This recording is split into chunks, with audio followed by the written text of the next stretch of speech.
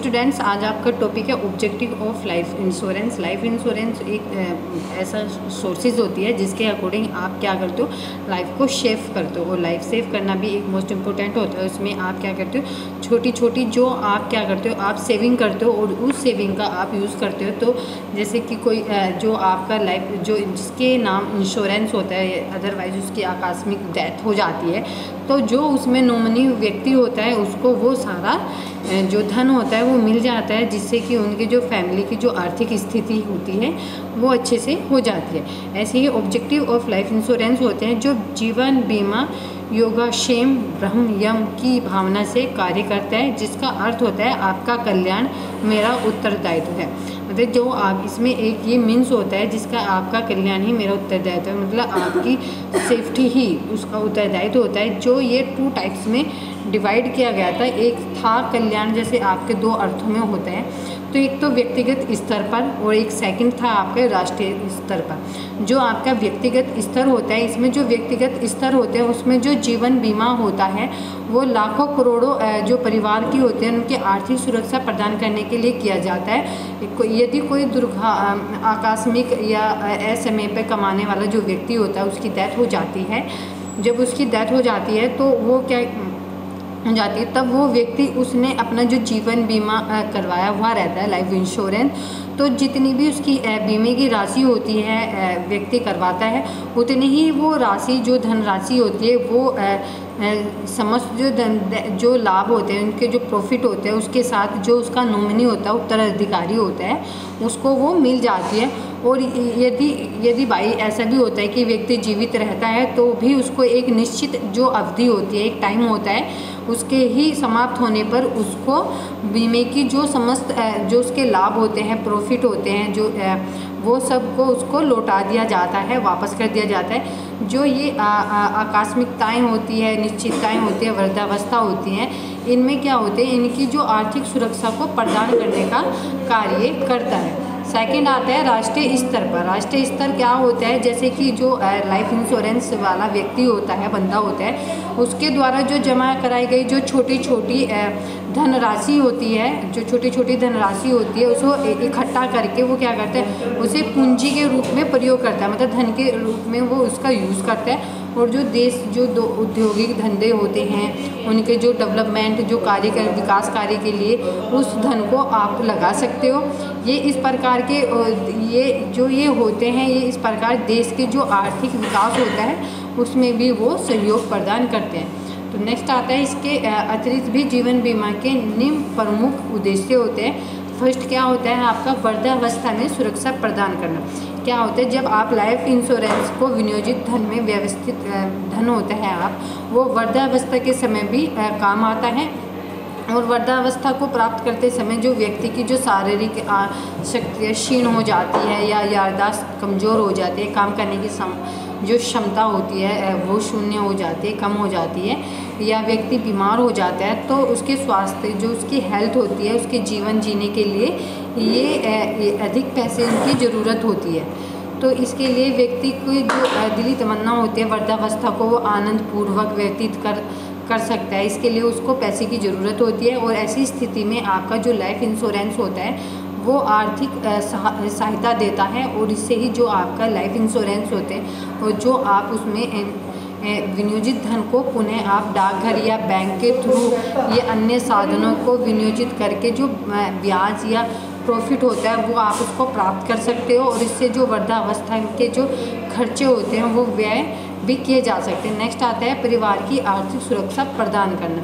इसमें क्या होता है, जो आपके जीवन लाइफ इंश्योरेंस होता है, जो उसमें जो व्यक्ति होता है बीमा धारक, जो वो परिवार की जो आर्थिक सुरक्षा प्रदान करने में भी करता है। और उसमें किन्हीं कारणों से जो बीमा धारक होता है उसकी अचानक डेथ हो जाती है, या सड़क दुर्घटना में या बीमारी आदि के कारण विकलांग या अपंग हो जाता है, तो जब जो आपकी लाइफ इंश्योरेंस होता है उस संकट में भी वो आपके काम आता है, सहायता करता है। और बीमे की जो पूर्व निश्चित धनराशि है बगैर किसी आगामी जो आपकी किस्त चुकाए व्यक्ति को भी वो फैमिली को लौटा दी जाती है। इससे हम आप मुआवजा बोल सकते हो, आपके द्वारा कंपनी द्वारा दिया जाता है। और इससे जो होती है आपकी फैमिली की जो आर्थिक सुरक्षा होती है वो भी हो जाती है। थर्ड आता है आयकर में छूट। इसमें क्या होता है, व्यक्ति अपनी आय का जो भी अंश बीमे में किस्तों के रूप में जमा करता है, उसमें से उसे 15 या 20% तक जो वो होता है आयकर में छूट में मिलता है। देन नेक्स्ट आता है आपका संपत्ति कर चुकाने का प्रावधान। इसमें क्या होता है, जो संपत्ति होती है वो बहुत ही अधिक जो रईस व्यक्ति होते हैं उनके पास होती है और उनकी संपत्ति को चुकाना पड़ता है, और वे उसे चाहे तो जीवन बीमा जो लाइफ इंश्योरेंस होते हैं उसकी संपत्ति पर कर चुका सकते हैं। उनकी मृत्यु के पश्चात भी संपत्ति पर कर जो टैक्स होता है वो चुकाया जाता है। बेसिक के उस व्यक्ति को ऐसी व्यवस्था रखी जाती है, ऐसा करने से उसके जो नॉमिनी होते हैं, वारिस होते हैं, उनको संपत्ति कर चुकाने का झंझट खत्म हो जाता है। ये भी एक उसका फैक्ट होता है जब आप लाइफ इंश्योरेंस कराते हो। फिफ्थ है आपका ऋण की सुविधाएं। ऋण की सुविधाएं में क्या होता है, इसमें जो लाइफ इंश्योरेंस होते हैं उसमें जो बीमा धारक होते हैं वो ऋण को क्या करते हैं, ऋण से सुविधा भी प्रदान करते हैं और मकान बनवाने, ज़मीन खरीदने, दुकान खरीदने, गाड़ी खरीदने आदि हेतु भी अधिक धन की आवश्यकता होती है। यदि जो बीमा धारक होता है उन्होंने बीमे की जो किस्त होती है वो नियमित रूप से जो बीमा कंपनी होती है उसमें जमा करवाया है तो वह जमा राशि का जो 75% तक का ऋण भी ले सकता है। और इसमें क्या होता है, बाद में इनका भुगतान आसान किस्तों पर कर दिया जाता है। यदि कोई व्यक्ति ऋण में अदायगी मतलब देने में नहीं दे पाता, कोई जो उसका जो ऋण होता है वो ब्याज वो नहीं दे पाता, तो ये पॉलिसी जो होती है वो परिपक्व होने पर भी भुगतान के समय ऋण की जो राशि होती है वो काट कर जो शेष बचता है वो क्या करते हैं, राशि में लौटा दिया जाता है।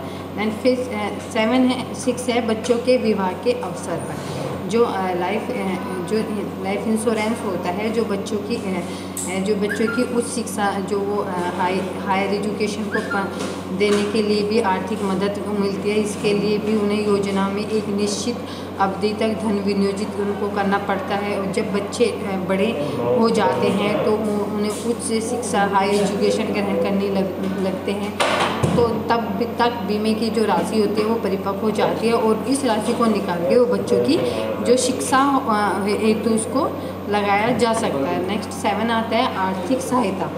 आर्थिक सहायता क्या होती है, इसमें जो लाइफ इंश्योरेंस होता है जब व्यक्ति की आकस्मिक डेथ हो जाती है तो तब भी व्यक्ति क्या करता है, उसमें जो लाइफ इंश्योरेंस में जो मिलती है उनको आर्थिक वो उसमें भी उनके काम आने का एक सहारा मिल जाता है। क्योंकि लाइफ इंश्योरेंस में जब वो आर्थिक स्थिति होती है तो उसमें व्यक्ति क्या करता है, इस पॉलिसी का वो यूज़ करता है और उसमें जो आर्थिक स्थिति होती है उसमें बीमे में जो बच्चों की शादी हेतु भी धन विनियोजित करने का प्रावधान रहता है। विवाह बंदोबस्ती पॉलिसी के तरह भी वो की पॉलिसी होती है। जब लड़की जो 18 वर्ष की हो जाती है तो उसे जमा धन पॉलिसी के लिए भी उनके पश्चात लड़की की शादी अवसर धन परिवार वाले भी दिए जाते हैं। इस प्रकार की जो आर्थिक भी स्थिति जो होती है उसको प्रदान करने में भी सहायक होती है। नेक्स्ट आता है 8 इलाज कराने हेतु। इलाज करते जो जैसे वर्तमान में है जो जीवन लाइफ इंश्योरेंस पॉलिसी होती है उसमें ऐसी पॉलिसी रखी जाती है जिसमें जो बीमा लाइफ इंश्योरेंस वाला बंदा होता है उसके बीमार पड़ जाने पर या उसकी बीमार पड़ जाने पर भी उसकी व्यवस्था की जाती है। यदि कोई आकस्मिक जो बीमा धारक होता है गंभीर बीमारी का शिकार हो जाता है तो उसी के अस्पताल में इलाज कराने के लिए क्या होता है, तो उनके इलाज कराने पर भी उनके जो व्यय होता है वो जो लाइफ इंश्योरेंस होता है उसके द्वारा किया जाता है। जो बीमा धारक होते हैं वो अच्छे से अच्छे भुगतान में अच्छे से अच्छे अस्पताल में उनका इलाज कराने में उनको करवा सकते हैं। उसके इलाज में जितना भी धन व्यय होता है उसका भी भुगतान बीमा कंपनी द्वारा करवाया जाता है। जैसे कि आपके बाईपास सर्जरी, किडनी आपको होती है प्रतिस्थापित करने के लिए जो खर्च होता है उसकी जो ऑपरेशन आदि का जो खर्चा होता है वो भी लाइफ इंश्योरेंस के थ्रू होता है। तो जब आप लाइफ इंश्योरेंस भी एक जो होता है हमारी लाइफ के लिए इम्पोर्टेंट होता है क्योंकि व्यक्ति को वृद्धावस्था में या उसकी आकस्मिक डेथ हो जाने पर या छोटी छोटी जो प्रॉब्लम्स हैं उसके सल्यूशन में जो लाइफ इंश्योरेंस होता है वो काम आने वाला होता है और यही चीज़ें आगे आगे व्यक्ति के काम आती है और वो एक आर्थिक स्थिति प्रदान करने में सहायक होता है। तो लाइफ इंश्योरेंस जो है हमारे लिए एक मोस्ट इम्पोर्टेंट पार्ट होता है, सोर्सेज होते हैं जिसके अकॉर्डिंग हम धन को विनियोजित करते हैं।